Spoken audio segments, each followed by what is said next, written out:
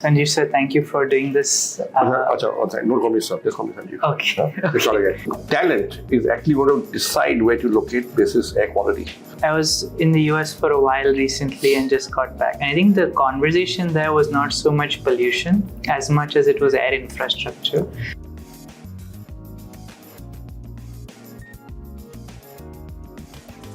Sanjeev, thank you for doing this. Thank you so much for calling me. No, of course. I think we're here in Delhi at an opportune time where air quality has exceeded in the last few weeks 1200. And the idea of this conversation was just to understand from someone who's been here for very long and also invested in many important companies on what the future can look like if we're able to solve this problem. I was speaking with the InfoEdge team earlier, and I think one of the questions that came up is, in your last few offices or even this one, have you actively known what the air quality is? Yes, look, I first became conscious that a solution was possible in a large indoor space was when at the Oberoi Hotel in Delhi, they began to display the AQI outside versus inside. They had implemented something in the central air conditioning system. I recall Hitesh and I were interviewing a senior candidate to join the company, and he was moving from the US. He's a good product tech guy, right? These are very hard to come by, skills of that level and experience. And he said that, we were in Noida on the top floor of our office building there, and it was winter. And he looked outside the window and he said, "No, I can't come back to this. I think I'll move back to Bangalore or to Delhi." So that's the first time it was driven home to me. This was about maybe 8-10 years ago. Talent is actually going to decide where to locate basis air quality. So those who are already here may stay on because they've always been here. But those who have a choice to make to move here or not may decide not to move here. And so that's when I went to our head of admin, Anand Bansal, and I said, "Listen, I want the same system that's at the Oberoi inside our office. We can't fix the air outside, but can we fix it inside our office?" So he did a lot of research, and he discovered it was a system by Honeywell. Mm-hmm. And we got the same system implemented in our office.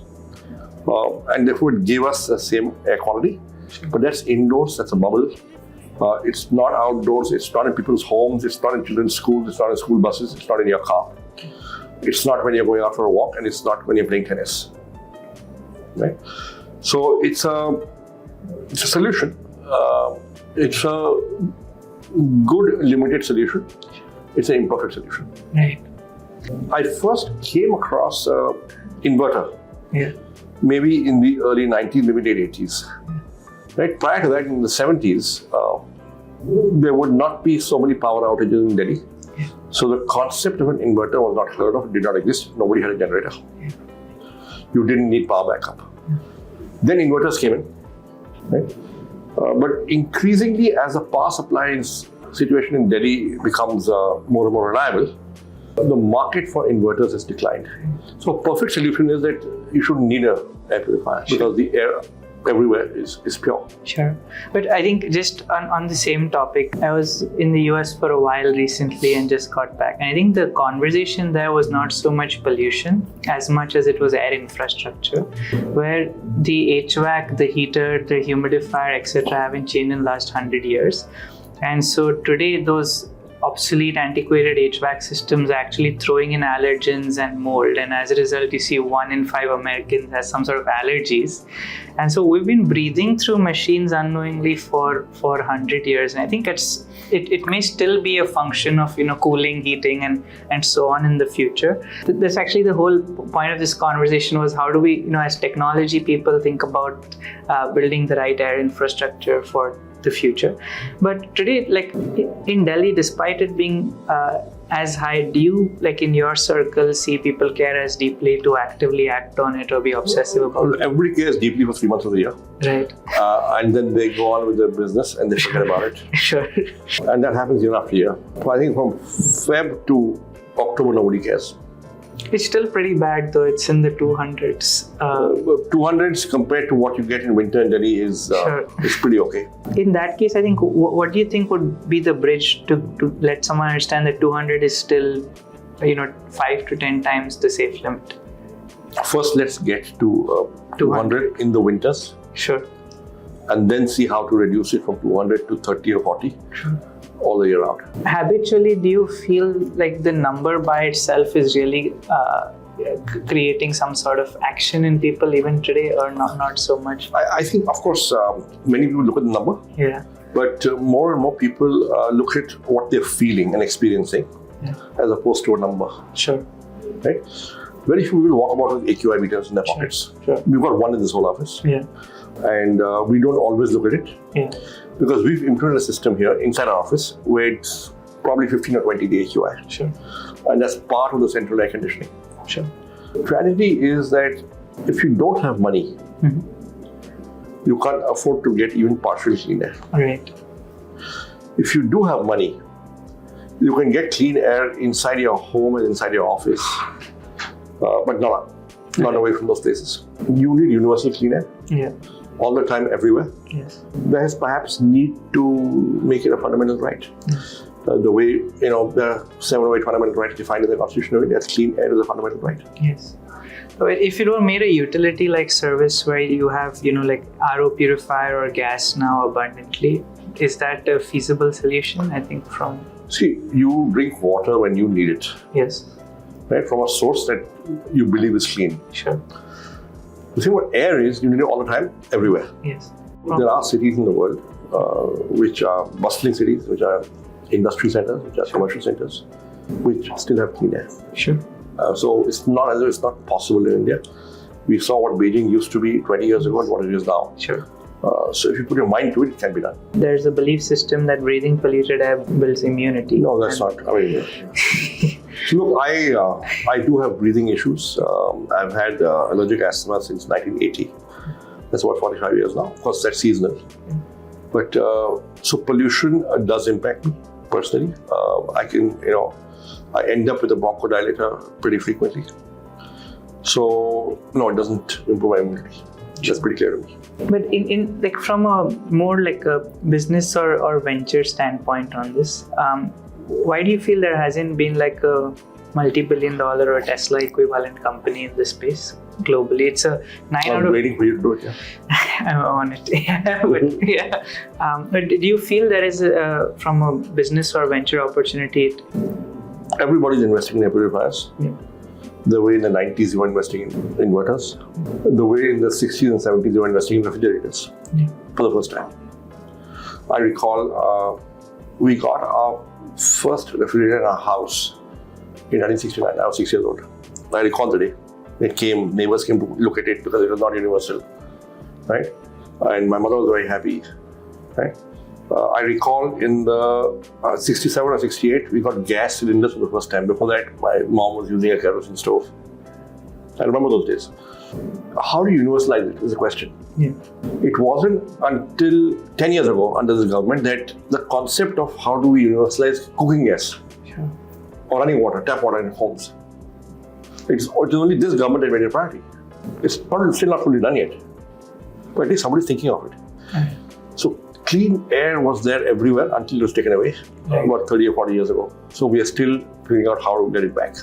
Air quality is like an incredibly nuanced topic because there are so many layers to it. It's not a pure technology or pure policy play. And even if you build the product, there's layers of psychological barriers that one must cross. Like I told you about the immunity challenge. I've met some very affluent people who tell me, it's helping me build immunity. So this is like a huge education and other barrier to it. So I don't think for purification today, it's a technology barrier. It's just economies of scale and figuring out how to make core components by themselves locally, because there are still semiconductors or fan motors which we import, which we can't produce locally, and those are the most expensive parts. Like in our 60,000 rupee machine, 1/3 the cost are the 2 fans, like 33% of the cost of the device. And being able to produce... And you get them from China? The fan motor, yes. right? But the rest, like all our aluminum, everything else is local. Like and what does it take to make the fan motors in India?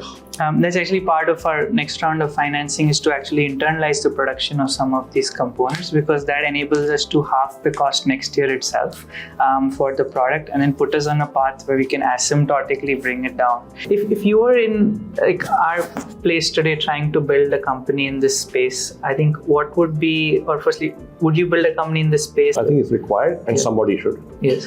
Whether or not we do is a separate story. We may not regard ourselves as being in that business, but as long as somebody's doing it, we know the problem, somebody's working on the problem. Right. And so the right solution, do you feel, would be industrial, consumer, a full stack solution? Well, you've got to work it in all angles. Yes. Right. I recalled in 1990 when I finished from IMA, a friend and I were brainstorming on how to solve the pollution problem. So it's not a new problem. Yes. I recall in 1985, I had moved to Bombay in my job, and I came back to Delhi after about 9 months. I was in Connaught Place, and I was in Barakamba Road, from the Connaught Place Circle, looking towards India Gate. Yeah. And for the first time, I felt, hey, that bus is looking hazy, that bus in the distance, there's pollution. I recall hearing the word pollution in Delhi, air pollution, for the first time when I was in school in 1978.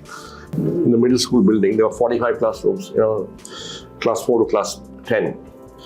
And the vice principal, who had the middle school, would sit in his office, speak into a microphone, and there were speakers in every classroom, and he'd make announcements. I distinctly remember an announcement where he said, okay, I'm testing out my new mics, this is a test announcement. And he read a passage saying that air pollution is increasing in Delhi. This is 1978, maybe 77. I was in class 9 or 10, I forget. So air pollution and consciousness about it in Delhi is not a new problem.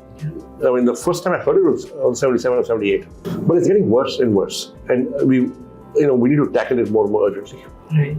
I have had this question for a while, and I try to get answers from different avenues for this. Breathing is involuntary. Whenever we have to actively act on something like eating food, drinking water, it's not happening as abundantly as we are breathing 22,000 times a day. So getting a human to actively make a purchasing decision for an involuntary activity is almost like a psychological barrier to overcome. I don't think so. No? Because you're doing it all the time, if there are constraints, you will feel it more. Right. And it'll be more urgent. Of course, you must have pure water. Yeah. And of course, you must eat food 3 or 4 times a day, and hygienic food. Right? That's required. But because you're breathing all the time, okay, and if your breathing is getting constricted or constrained, and you're wheezing and you're coughing, and your nose is blocked, that's a constant problem. Sure, you can take medicines. You can have an anti-allergic for your nose block. You can take nose drops. You can have a bronchodilator or a steroid for your wheezing and for your constricted lungs. But you know that I've got to have a more durable, permanent solution where I can go off medicines. Right. I think the person who introduced us also the first time through our device, I think Ritesh, right?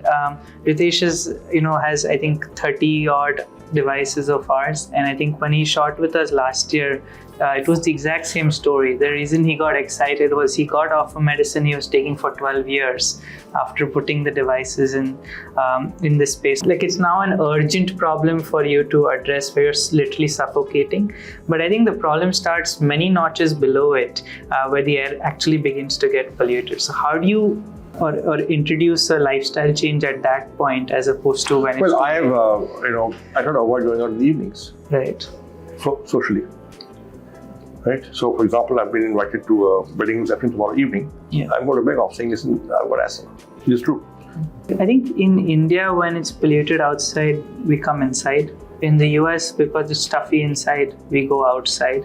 But that experience of having continuity in the air hasn't existed for a while since we've been breathing through these machines. I think it's because the air quality outside is very poor. Yeah.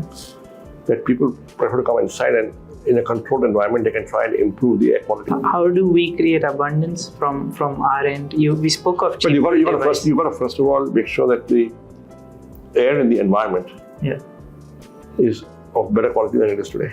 Sure. That will ensure that the not so well off people, 90-95% of India's population, will get clean air anyway without buying devices. Sure. See, you shouldn't have to buy a personal device, in order to get clean air. I can't recall when I heard about a concept of an air purifier, maybe 10 or 15 years ago, maybe 20 years ago. It wasn't that long ago. Before that, there were no air purifiers, and they weren't being sold, they weren't being made, and very few were buying them because they felt you don't need it. That means the air outside was much better than it is today. There's very little control over that outcome, though, right? You and I individually may not have the control. Yes. But collectively, as a group of people, as a society, we should try and ensure that the environment is better. Sure.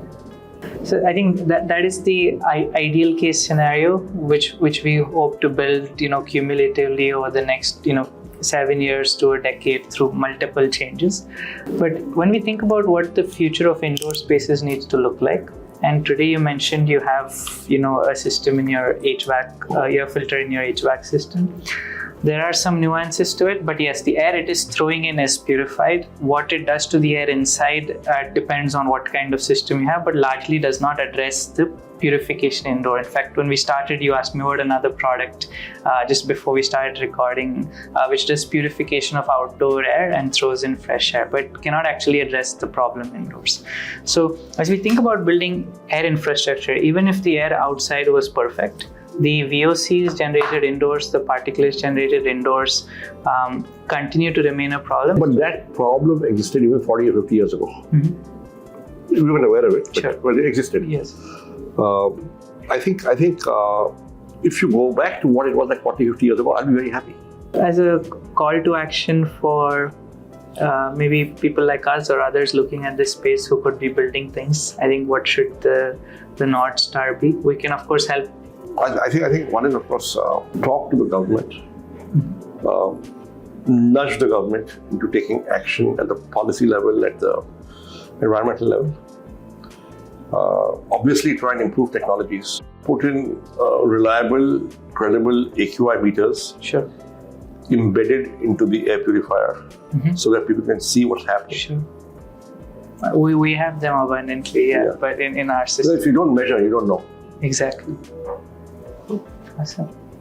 Thank you for doing this. Okay, thanks so much. No, of course. All the best.